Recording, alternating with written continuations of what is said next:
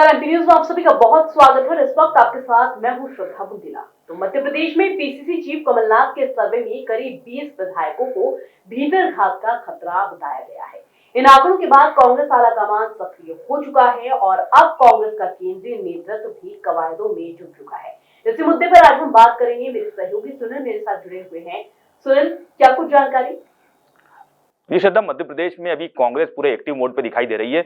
लगातार वो अलग अलग जो मोर्चा प्रकोष्ठ है उनके जरिए सम्मेलन आयोजित कर रही है। इसी बीच कमलनाथ के एक सर्वे की बड़ी रिपोर्ट सामने आई, उसमें करीब करीब जो 20 कांग्रेस के विधायक है उनको भीतर घात का खतरा बताया गया है। तो ये बड़ी महत्वपूर्ण है सर्वे रिपोर्ट। इसको लेकर जो कांग्रेस खेमा है उसमें काफी हलचल मच चुकी है और ये 20 विधायकों का हालांकि अभी खुलासा नहीं हुआ है, लेकिन ये बड़ा स्टैंड होगा कि कमलनाथ का जो सर्वे है ये काफी कुछ महत्वपूर्ण होगा। तो इसके बाद कमलनाथ सक्रिय हो चुके हैं। जो भीतर घात के जो मामले हैं उनको लेकर वो लगातार चर्चा कर रहे हैं और चर्चाओं का दौर उन्होंने शुरू कर दिया। इसी तरह दिग्विजय सिंह को जो समन्वय की जिम्मेदारी सौंपी गई थी उसकी रिपोर्ट को भी साझा करने की जल्द बात की जा रही है। कहा जा रहा है कि दिग्विजय सिंह को एक बार फिर से इन सीटों पर सक्रिय किया जाएगा। तो एक बड़ा महत्वपूर्ण है कि कमलनाथ का सर्वे जो सामने आया उसमें 20 विधायकों की जो स्थिति वो भीतर घात की स्थिति बताई गई है। हालांकि कांग्रेस पूरी तरह तैयारी में जुटी है और जो पदाधिकारी है उनको बुलाकर तलब कर रही है और लगातार जो उनका संगठन का जो ढांचा है उसको मजबूत करने की बात की जा रही है। तो इसी बीच एक बड़ी खबर यह भी सामने आई है कि कमलनाथ के सर्वे के साथ साथ जो केंद्रीय नेतृत्व एआईसीसी है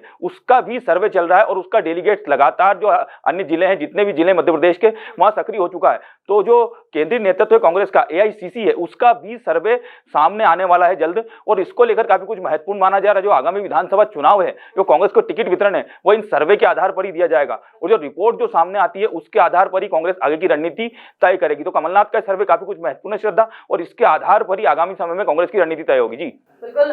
लेकिन सुनील, अगर हम बात करें टिकट की, तो अभी टिकट वितरण का फैसला जो है वो नहीं हो पाया, किसे दिया जाएगा ये फैसला नहीं हो पाया है। तो फिर ये जो 20 विधायक हैं इनकी जानकारी कैसे बाहर निकल कर आएगी?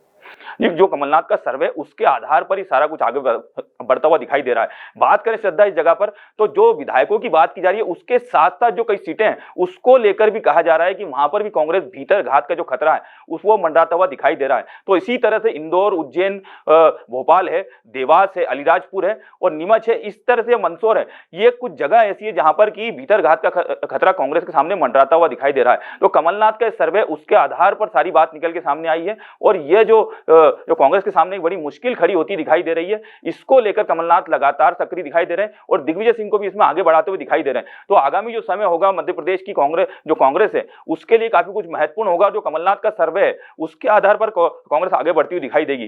तो ये जो बात की जा रही है इन सीटों को लेकर, तो ये काफी कुछ महत्वपूर्ण हो जाएगा। जिस तरह से हमने पिछले समय भी देखा, जो कांग्रेस के दावेदार है वो आमने सामने होते हुए दिखाई दिए थे। तो इसको लेकर काफी महत्वपूर्ण होगा कि जो आगामी जो विधानसभा चुनाव है उसको लेकर कांग्रेस की रणनीति इसके आधार पर आगे बढ़ती हुई दिखाई देगी। जैसा कि मैंने बताया कि एआईसीसी का भी सर्वे चल रहा है, तो ये सारा जो सर्वे है और सारी जो रिपोर्ट्स है उसके आधार पर ही कांग्रेस आगे बढ़ती हुई दिखाई देगी। जी बिल्कुल। लेकिन अन्य जिलों को लेकर क्या कुछ कहा जा सकता है? क्या अन्य जिलों पर भी ऐसी ही स्थिति देखने को मिलेगी? जी बिल्कुल, लगातार जो बात कर रहे हैं हम सर्वे की उसके आधार पर ही जो कांग्रेस है उसकी रणनीति आगे बढ़ती हुई दिखाई देगी। जिस तरह से बात कर रहे हैं मोर्चा प्रकोष्ठ और जितने संगठन है कांग्रेस के वो सक्रिय दिखाई दे रहे हैं और कमलनाथ लगातार उस पर नजर बनाए हुए हैं कि कहां पर जो कांग्रेस के जो पदाधिकारी हैं वह काम करते हुए दिखाई दे रहे हैं। तो टिकट वितरण के साथ साथ जो समन्वय की बात की जा रही है उसको लेकर भी जो प्रत्येक जिले हैं वहां पर कांग्रेस पूरी कवायद करती हुई दिखाई दे रही है। जिस तरह से हमने देखा कमलनाथ ने जिलाध्यक्ष थे उनकी भी नियुक्ति कर दी, तो काफी कुछ महत्वपूर्ण हो जाएगा कि संगठन स्तर पर जो सर्वे के आधार पर है कांग्रेस उसके आधार पर आगे बढ़ती हुई दिखाई देगी। जी बिल्कुल। जिस तरह से हम देख पा रहे हैं कि कांग्रेस तो अपनी तैयारियों में जुटी हुई है, लेकिन कहीं ना कहीं बीजेपी भी बहुत तेजी से अपनी तैयारियां कर रही है। सुनील, यहाँ पर एक वॉर रूम की बात खूब सामने निकल कर आ रही है कि वॉर रूम से बीजेपी जो है खूब तैयारियां कर रही है। क्या है ये वॉर रूम?